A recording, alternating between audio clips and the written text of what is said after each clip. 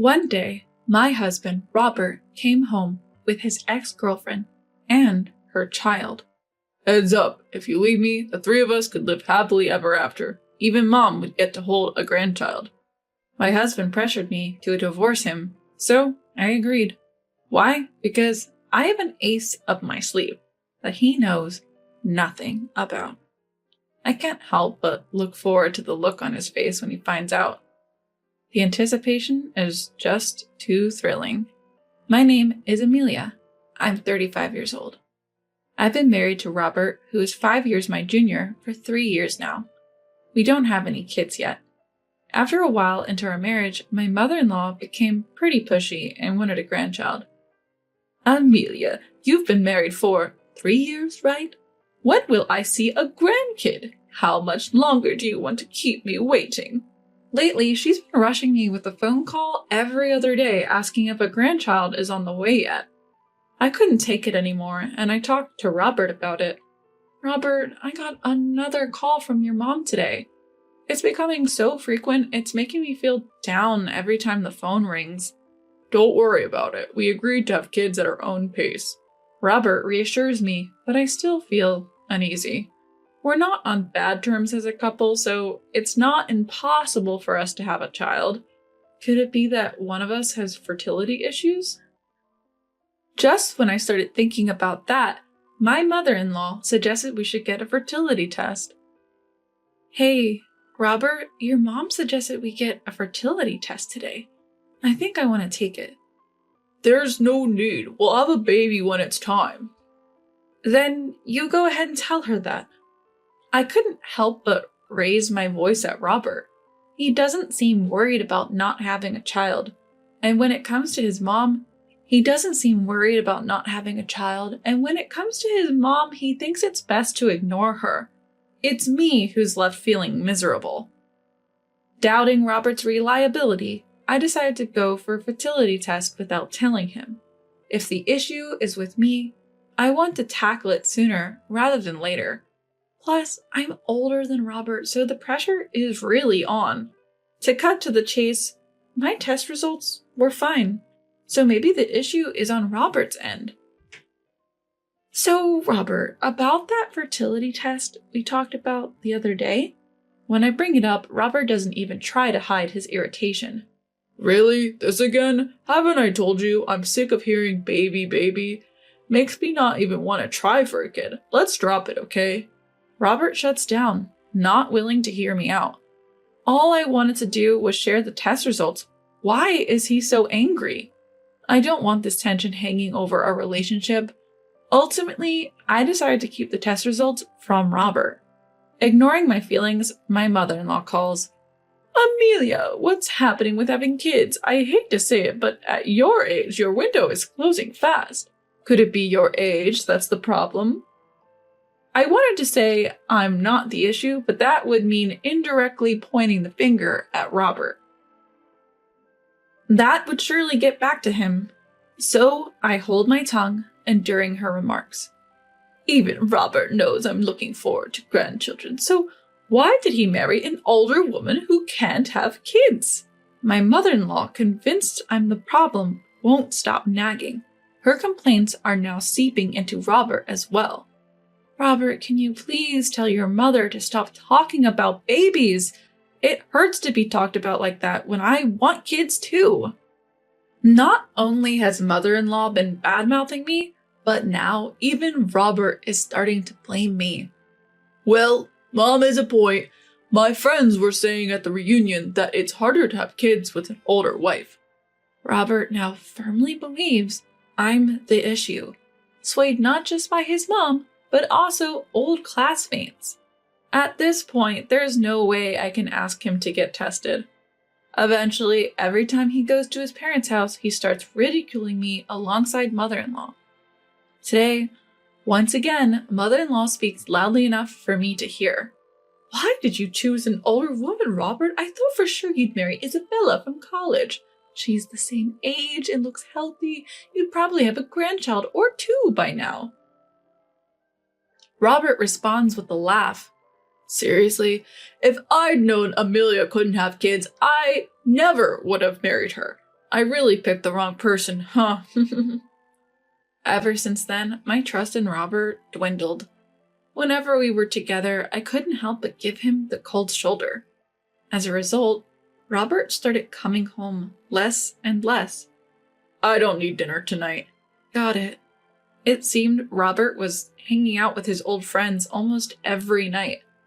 But eventually, whether he got tired of it or ran out of spending money, he stopped going out at night altogether. So, you're not going out drinking anymore? Annoyed, he replied. So what? Does me being home bother you or something? Not at all. I was just thinking it's nice for a married couple to share meals. Even though the pressure from my mother-in-law was persistent, I started to feel that growing old together was enough, even if we couldn't have children. That's why I started treating Robert better and making the most of our time together. However, Robert started going out again on weekends. In our college days, sudden invites were frequent, but those calls had ceased lately. If he starts coming home late again, that's gonna suck. As I waited for him to come back, what actually happened was far worse. Robert came home with a woman and a baby. Who's this? She's an old classmate, Isabella. Isabella was, if I remember correctly, Robert's college girlfriend that my mother-in-law mentioned. Why on earth would she be here? And she's holding a baby. Could it be they had a fight? Please divorce Robert. Excuse me? I looked at Robert and he looked more serious than I'd ever seen him. I had a bad feeling about this. Amelia, hear me out. I've decided to start over with Isabella. What do you mean? I met her again at last year's reunion and I realized she's the one I truly love. She's pregnant with my child. Your child? Robert, you can't be serious. It's true, but Isabella knew I was married, so she initially planned to raise the child on her own and gave birth in secret. Robert looked at Isabella with love. So why bring this up now? Isabella humbly replied, After seeing my child's face, I just wanted a normal life for them. I didn't want them to grow up as a single mother's child, but to be loved by both parents. How selfish. I get it. It's selfish, Amelia. I'm sorry for taking Robert away from you, but this child really needs a dad. Amelia, that's how it is. Then Robert chimed in. Look, I've always wanted a kid too. Everyone wins if you just let me go. So will you divorce me? I'm not the one who can't have kids. I forgave all his past wrongs and committed to our life together, and now this? Something inside me snapped. Fine. I agreed to the divorce. By the time I realized it, the words were out of my mouth. Hearing that, Robert leaned in, looking pleased. Thanks. I knew you'd understand, Amelia. So when can you move out? It seemed they couldn't wait to kick me out and start their new life in this home. How utterly self-centered. If that's what you both want, I can leave immediately, but I have a condition. You both have been dating since last year, right? You're aware that you're cheating. Well, we couldn't help it. We reconnected at a reunion and couldn't stop our feelings. I feel the same way. Isabella sparkled in agreement. I think the fact we've conceived proves that we're blessed. Happy-go-lucky, both of them. It's terrifying that they think I'd be okay with this. Good. I'm glad you admit to the cheating. Now I can cleanly claim compensation in the divorce. Upon hearing this, Robert and Isabella went pale instantly. Compensation? Are you a demon? You plan to take money from us while we're raising a child? Exactly. You've never had a child, Amelia. You don't get it. I have no intention of listening to either of you, I said coldly and in a low voice. I don't care about your circumstances. If you cheat behind my back and then unilaterally demand a divorce, it's only fair that you owe me compensation. Monster! Devil! Heartless woman! They shouted and screamed, spit flying. Ignoring them, I went in for the kill. If you can't afford to pay, why not ask mother-in-law? She's been dying to see her grandchild. She'd probably be happy to help. You're right. Mom will definitely help us out. Seemingly reassured, they agreed to pay me the amount I demanded. Of course, I also tacked on the cost of my accommodation until I could find a new home. To avoid future complications, I made sure they signed an agreement. Shall we go tell mother-in-law right away? Yeah, Mom will be so thrilled to finally have a grandchild. Ignoring my presence, Robert and Isabella excitedly discussed their new life. Later, when we visited mother-in-law at her home, we told her the whole story. Then mother-in-law exclaimed with surprise, "Robert! Well done! I told you so, didn't I? It's better to marry a classmate. I always thought you and Isabella would be a better match than that old Amelia." Turns out my mother-in-law is just like Robert and Isabella. They only think about themselves. Soaking up mother-in-law's praise, Isabella is over the moon. "Mother-in-law, thank you. Now let me hold that long-awaited grandchild of mine." Robert stopped mother-in-law as she immediately moved to hold the baby. "But there's a problem. Amelia is demanding a settlement." "What a greedy woman!" "She says it's a condition for the divorce. Isabella and I want to be together as soon as possible, and let you hold your grandchild, Mom. Robert, you're such a kind son. I'm proud of you. But we're going to need money for raising the kid. We can't make ends meet if we pay the settlement." Mother-in-law then smiled warmly at them. "If that's the case, leave it to me. I've saved up some money for my grandchild. Use that to pay off the settlement." "Thank you, Mom." "Thank you, mother-in-law." "Now let me hold the baby. Oh, how adorable. Those eyes are just like Robert's when he was a baby."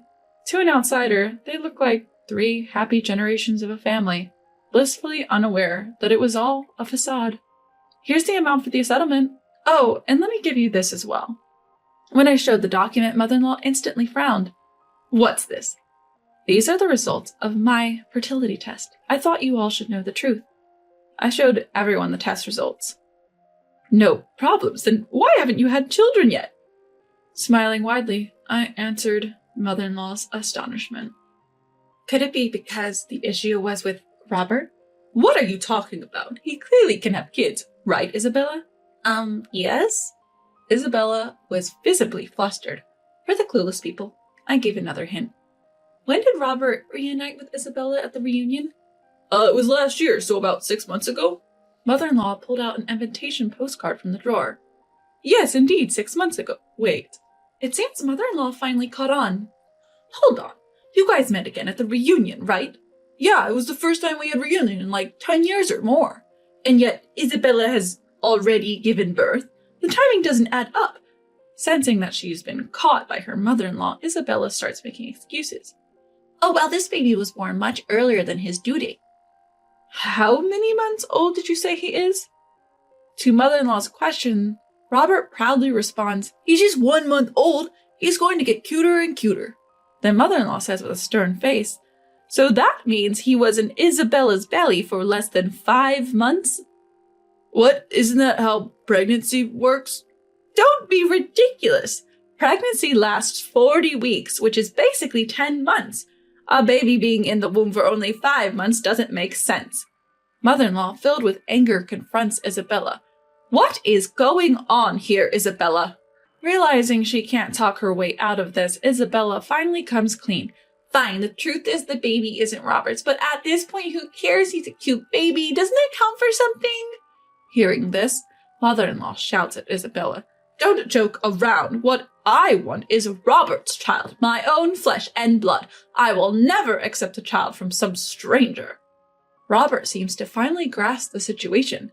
"Isabella, you lied to me? You said we were soulmates, that God gave us this baby." Enough of this. I'll tell you the real story." Isabella starts to speak her mind. "This child is from my ex-boyfriend, the one after Robert, but he was a terrible man and disappeared as soon as he found out I was pregnant. That's why I was looking for a new dad for him at our reunion." "You're kidding." "And you, Robert, fell right into my trap. I thought I was lucky, but who knew you'd be infertile and make things this complicated?" Annoyed, Isabella stands up, holding her baby, ready to leave. "I should have picked a different guy. Alimony sounds complicated, and you've got an annoying mother-in-law. I'll find another man to be this child's father." "Wait, where do you think you're going?" I won't let Isabella go scot-free. Isabella taunts back at me as I hold her back. "What? If I break up with Robert, then I'm not involved anymore, right? Just go on with your life, or maybe you two should just reconcile quickly." It's too late for that. Because of you, I have no intention of reconciling with Robert. You stole another woman's husband. You'll have to pay the price. The price? I thought Robert's loving, kind mother would cover the alimony. Do you want more money or something? Just as expected, my mother-in-law immediately rejected the idea. No way! Why would I pay any compensation? That child isn't even my grandchild. Even Robert and Isabella started to panic. Mom, you said earlier you'd help us. Yeah, Auntie, you said you had savings. My savings are for my grandchildren, not some random kid. You two better figure this out yourselves. I can't afford to pay $10,000 or $30,000. Too bad. I've got a signed agreement. Then Robert tried to sweet-talk me. Look, Amelia, we've been doing just fine without kids. Can't we just start over? I already told you, I have no intention of starting over with you. If you fail to pay, I'll take legal action. You can't be serious. We've been doing well so far. Who ruined that? You did. Before I knew it, I was yelling at Robert. I thought even if we couldn't have kids, we'd still be happy together. But you listened to your mom, cheat on me, and the kid isn't even yours? You're pathetic. Then can't we just be happy from now on? Shut up! I will never get back together with you. Go live your life with your dear mother. You and I are now strangers. Amelia, you can't be serious. Ignoring his pleas, I left Robert's family home. I'll never come back here. I quickly packed up my things and moved out. Robert doesn't know where I'm going, so I'll never have to see his face again. Soon enough, I started a new life in a rented apartment. Maybe it was the mention of legal action, but Robert and Isabella did end up paying the compensation. I didn't have to worry about money. I have no idea what became of them. The payments came from separate accounts, so they must have broken up. As for whether Robert remarried, I don't know, but it's certain he still has no kids. His mother will likely never hold a grandchild or use her savings. It does make me feel a bit sad for her. A year after leaving Robert, I was proposed to by a coworker. We now have 2 children, and our family of 4 is happily living life. From here on out, I plan to fully enjoy this newfound happiness with my family.